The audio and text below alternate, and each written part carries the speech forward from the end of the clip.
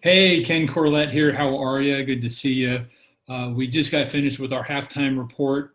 And if you missed it, I'm going to give a quick summary of it, just a couple slides that I thought were really relevant for right now. So let's get started with that. U.S. markets, we reviewed the first half. The S&P 500, if you look at this chart left to right, January and February were looking pretty strong. And then, of course, the coronavirus crash. If you look down there at the bottom, that was March 23rd. That was the bottom. And I want you to notice how steeply it went back up. And that's pretty key when it comes to avoiding losing money. A lot of people were guessing, at that time it was hard to buy. Our modeling said, during that week around March 16th and through the 23rd, this is time to rebalance and get our target allocations back in line.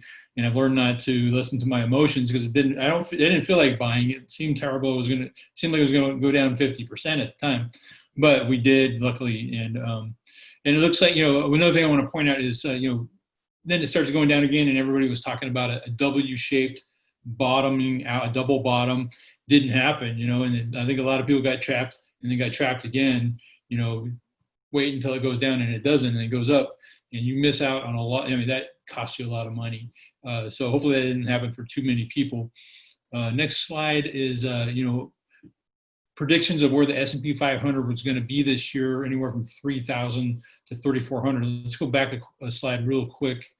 In June, it was a little over 3,000. So, things aren't that much far, they're not far off what they thought in the beginning of the year, which is interesting considering how bad things are. Here are some indicators. These are major indicators.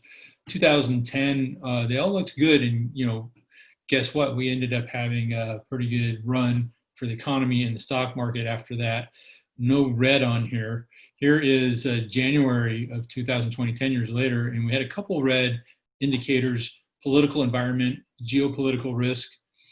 I think we know why that was a worry at that time. And now, June 2020, a lot more red. It's interesting that the market is kind of doing okay, but you don't want to be in a situation where you're guessing, and you want to have your plan in place if you're managing portfolios right now. This is very interesting. This is the last slide we'll go over. This shows $10,000 invested in 2000 until the end of 2019, about 19 or 20 years, and the 10,000 grew to 37 or 32,000 if you left it fully invested. If you missed the 10 best days of that long period of time, just the 10 best days, you had half as much money. If you missed the 20 best days, you didn't make hardly any money at all. If you missed the 30 best days, you lost money.